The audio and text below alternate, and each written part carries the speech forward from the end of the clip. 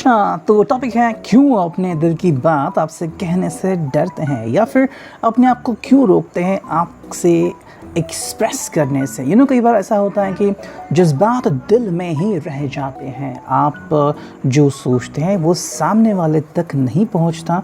उसके पीछे कई सारे कारण हो सकते हैं, लेकिन कई बार हम सोचते रहते हैं आखिर वो पल कब आएगा जब वो सामने से ये कहेंगे, एटलीस्ट थोड़ी हिंट तो देंगे कि भाई ये है and I am feeling for you.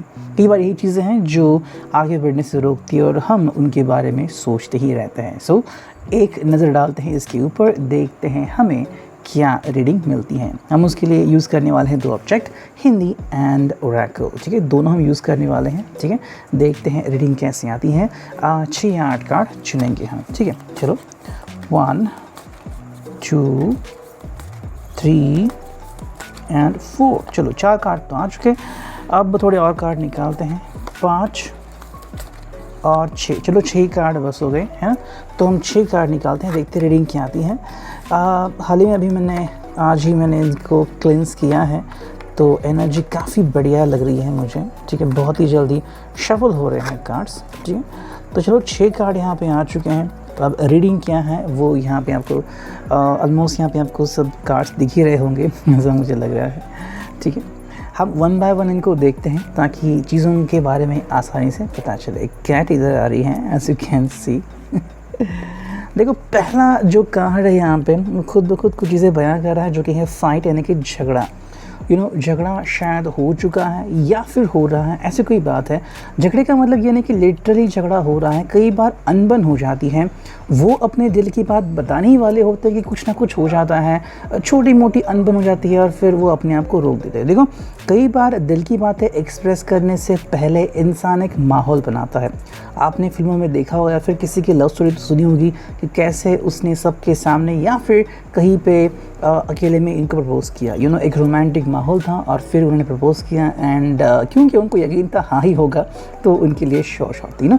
झगड़ा means somewhere this person is not in alliance with you।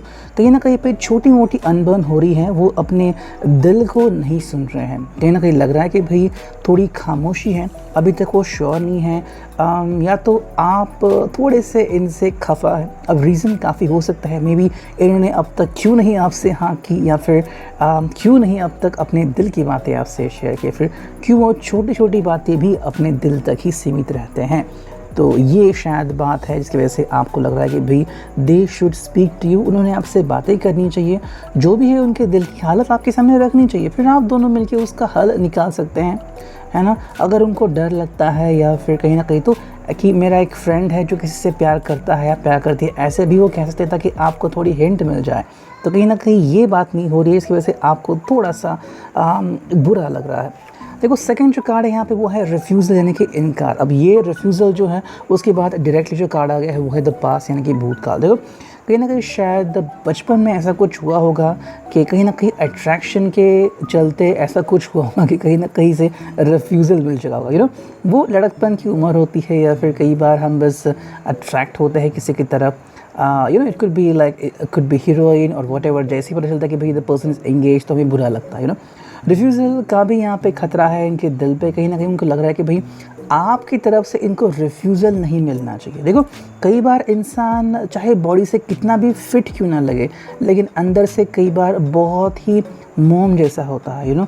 कब उनका दिल पिघल जाए आप सोच भी नहीं सकते। देखो, ऐसे दिल को चोट बहुत ज़ोर से लगती है, चाहे वो 100 लोगों से एक साथ लड़ सकता है, लेकिन दिल की चोट नहीं ले सकता। इसलिए जब बात आती है इनकार की, रिफ्यूज़ल की, किसी भी अगर सेकंड को भी लगता है उन्हें कि आपकी तरफ से उनको रिफ्यूज़ल मिल सकता है, तो वो अपने आप को किसी भी हालत में रोकेंगे। यहाँ पे कहीं ना कहीं उनके दोस्त आ सकते हैं जिन्होंने इनके दिल में कुछ भरा है कि भाई देखो, वो अभी तक आप श्योर शॉट नहीं हो तो थोड़ा समय लो। मतलब कहीं ना कहीं शायद कोई पर्सन है जो इनके ऊपर इन्फ्लुएंस डाल रहा है, जिसकी वजह से ये पर्सन आगे नहीं बढ़ रहा है और उसकी वजह से आपको लग रहा है कि भाई refusal it could be the reason why the person is banking out. हमेशा वो बैक आउट क्यों करते हैं, क्योंकि ये एक सॉलिड रीज़न हो सकता है। द पास्ट यानी कि भूतकाल है यहाँ पे। कहीं ना कहीं शायद इन्होंने ऐसा कुछ होते हुए देखा है। बहुत ही करीबी दोस्त जिससे वो प्यार करता था, सडनली उस लड़के ने इससे इनकार कर दिया, ऐसा कुछ हुआ और फिर इसकी जो हालत हो गई ये उसने देखी होगी। कुछ लोग बीड़ी सिगरेट की तरफ चलते हैं, नशा मुक्ति केंद्र में भी उनको जाना पड़ता है। तो मतलब इतनी हालत ख़राब होती है। ट्रस्ट मी, कई सारे गाइस ऐसे होते हैं जो एक बार अगर टूट जाते हैं तो उनको संभालना काफ़ी मुश्किल होता है। ये रियल लाइफ में होता है।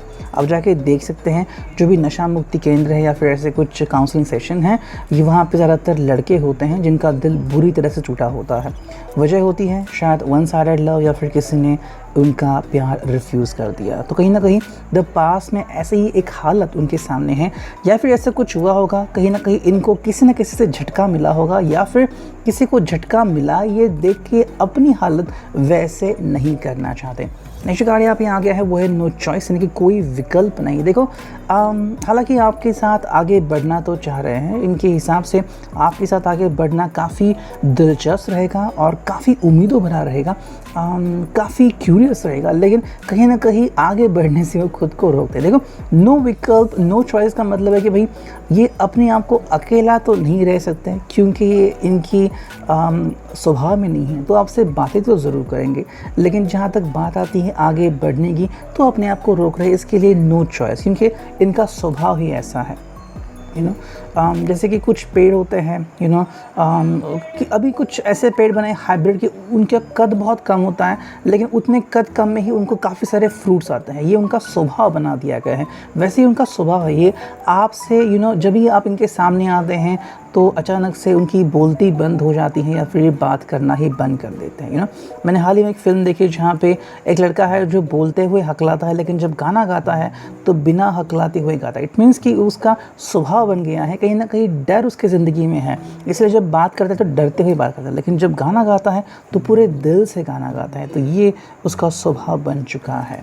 ठीक है, नेक्स्ट अगर हम कार्ड देखते हैं तो वो है प्रॉब्लम्स। तो समस्याएं है यहाँ पे। देखो समस्याएं अगर हम देखें तो कहीं ना कहीं किसी न किसी तरह की समस्या हो सकती है, जैसे कि शायद उनके पास सिर्फ एक 2 व्हीलर हो, या फिर रहने के लिए अच्छा घर नहीं हो, मकान नहीं हो, मे बी ये उनकी समस्या हो सकती है। ज़्यादा पैसे अभी इकट्ठा नहीं हो, कोई हेल्थ इशू हो सकता है।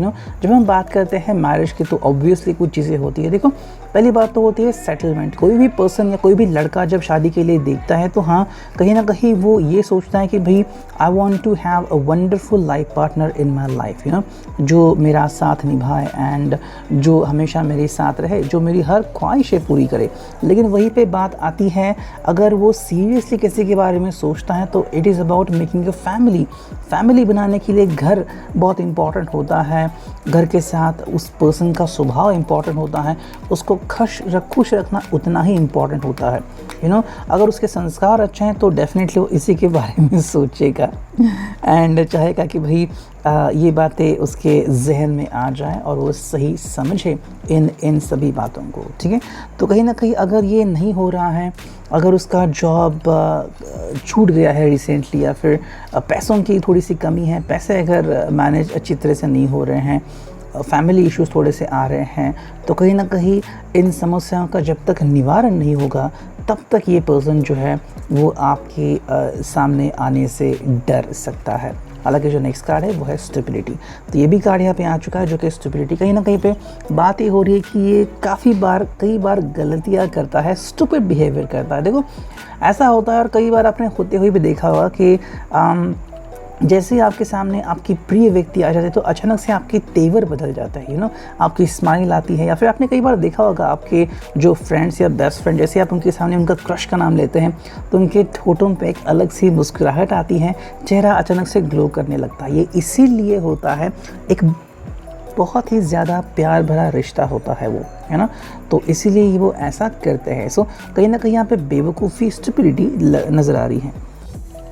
तो इनको इस स्टुपिडिटी से बाहर निकलना होगा, इस स्टुपिडिटी से इनको दो राहें करना होगा। देखो कहीं ना कहीं पे ये बिहेवियर जो है उनका, वो ये बताता है कि वो आपसे बहुत प्यार करते हैं, लगाव है उनको आपसे बहुत, लेकिन कहीं ना कहीं अब तक कॉन्फिडेंस जुटा नहीं पा रहे हैं, छाती ठोक के कहने आई लव यू। तो ये पर्सन काफ़ी शाय है आपके सामने, बाकी लोगों के सामने हो ना हो, लेकिन आपके सामने तो ये बातें आ रही है। ठीक है, अब ये तो हुआ रिगार्डिंग फर्स्ट। अब देखते हैं ओरेकल से हमें क्या मैसेजेस मिलते हैं। ठीक है, यहाँ से भी हम 4 या 6 कार्ड निकालेंगे, देखते हैं रीडिंग क्या आती है। चलो ये आ गई जगह पहला कार्ड। ठीक है, ये आ गया दूसरा, ठीक है, ये आ गया तीसरा, ये आ गया चौथा, ठीक है। मेरे साथ तो 4 कार्ड बस हो गए इस ओरेकल से, ताकि रीडिंग क्लियर हो जाए। देखो सपोर्टिव, फिर है इमोशनल चैलेंज, फिर है बोर्डम एंड फिर है स्टैंडिंग अप। देखो कहीं ना कहीं 4 कार्ड्स यहाँ पे आ चुके हैं। इसका पहला कार्ड जो है वो है सपोर्टिव। देखो ये पर्सन आपके लिए सपोर्टिव तो है, एंड कुछ लोग हैं या कुछ दोस्त हैं जो इसके सपोर्टिव हैं, मतलब इसे किसी न किसी तरीके से सपोर्ट कर रहे हैं, जो कि एक अच्छी बात है। लेकिन कहीं ना कहीं बात आ रही है कि ये जो पर्सन है, ये पर्सन सपोर्ट ले रहा है या फिर कहीं ना कहीं है कि आपको सपोर्टिव बन रहा है, लेकिन खुल के सामने नहीं आ रहा है। शायद इसकी हिम्मत नहीं हो रही है, कहीं ना कहीं पे इसने साइड रोल पकड़ा हुआ है। मे बी आपको अंडरस्टैंड कर रहा है, आपको एनालाइज कर रहा है कि भाई आपको कौन सी चीज़ ज़्यादा पसंद है, कौन सी चीज़ के कारण आप खुश होते हो, आपको कौन सा खाना पसंद है, आपका फेवरेट ड्रिंक कौन सा हो सकता है, कौन सा कोल्ड ड्रिंक आपको ज़्यादा पसंद है, कहाँ पे जाना आपको पसंद है, आपको कौन सा कलर पसंद है, आपको कौन सी आदतें चाहिए अपने स्पेशल पर्सन में। तो कहीं ना कहीं से इन्फॉर्मेशन टैली कर रहे हैं, ताकि वो सब इन्फॉर्मेशन ये टैली करे एंड अपने आप में वो सब चीज़ें डाल दे, तो कहीं ना कहीं इनके दिल में ये उम्मीद बन जाए कि हाँ आप उनके लिए एक स्पेशल फीलिंग रखते हैं। देखो जब भी आपसे मिलते हैं, बात करें, तो कहीं ना कहीं एक फीलिंग आती है कि yes you communicate with them. लेकिन लड़कों का या फिर लड़कियों का कई बार प्यार में देखने का नज़रिया काफ़ी अलग होता है। तो कहीं ना कहीं ये खुद को ही जज कर रहे हैं कि भाई मुझे आपके सामने बिल्कुल भी शर्मिंदा नहीं होना है, मुझे बिल्कुल परफेक्टली आपके सामने रिप्रेजेंट करना है खुद को। सेकंड जो कार्ड है वो ऑब्वियसली यहाँ पे आ चुका है, जो कि है इमोशनल चैलेंज। देखो ये एक कार्ड है जो जिसकी वजह से, मतलब ये जो रीज़न है इसकी वजह से ये पर्सन पीछे पड़ता नज़र आ रहा है। इमोशनल चैलेंज का मतलब है कि भाई कहीं ना कहीं ये जो पर्सन है इसके इमोशनल चैलेंजेस काफ़ी हो रहे हैं।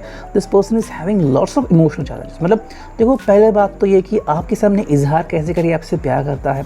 सेकंड बात, अगर वो अपने आप की तरफ नज़र डालेगा तो भाई कहीं ना कहीं पे उसको अपने आप में ही चैलेंजेस नज़र आ रहे हैं। लाइक उसके ड्रीम्स क्या है, उसके गोल्स क्या है, वो शायद अलग कंट्री में रहता हो, या फिर आपकी दोस्ती फेसबुक वगैरह से हुई हो, या फिर किसी third person like your cousin या like your friend, like your brother, उनसे वो मिला हो।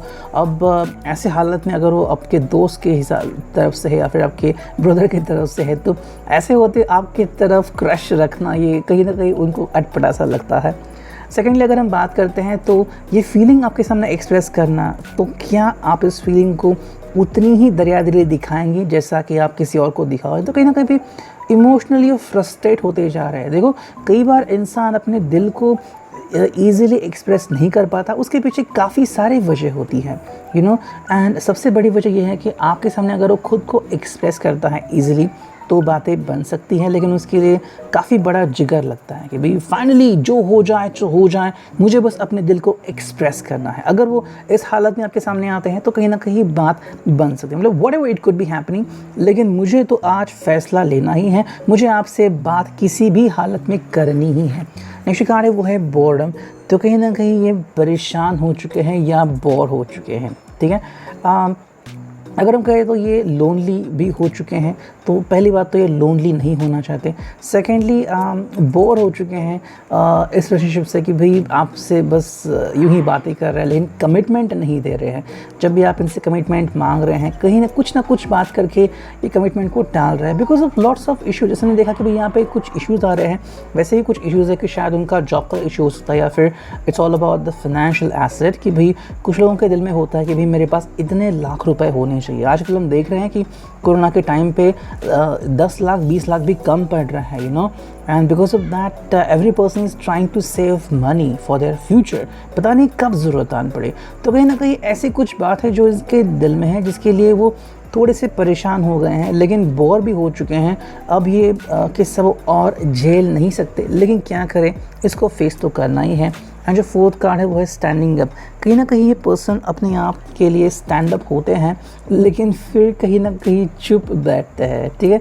अगर ये हो सकते हैं Pisces, Capricorn, Leo, Gemini, Aquarius and Libra, तो कहीं ना कहीं आपके सामने आने में देर ज़रूर लगाएंगे, लेकिन एक समय पे आएंगे और सीना ठोक के कहेंगे कि भाई I really love you, what do you think about me. देखो एक मोमेंटम बनने में समय लगता है, ठीक है। जिसे हम कहते हैं कि भाई एक मोमेंटम की, जैसे कि हम कहते हैं ना कि अगर आप स्प्राइट की बॉटल ओपन करते हैं या फिर सोडा की बॉटल, तो अगर आप उस बॉटल को शेक करते हैं और जैसे ही उसको ओपन अप करते हैं तो लिक्विड फॉर्म या फिर पूरा जो क्या उसे कहते हैं वो सब बाहर आता है ना। The foam is coming out. So what is happening that, because अब बर्दाश्त से बाहर है। वैसे इनकी सिचुएशन हो गई है, अब ये और ज़्यादा इंतज़ार नहीं कर सकते, लेकिन वहाँ तक जो है प्रेशर उनमें बिल्टअप होना चाहिए। तो कहीं ना कहीं आपको इनके लिए वेट करना पड़ेगा। थोड़ा सा प्रेशर अगर आप इनके ऊपर डालते हो तो शायद काम बन सकता है। सो इधर you can wait for this person और let the person express himself और herself when the time comes. Gita reading, I hope it was net. Thank you, take care. Signing off, meaning tarot.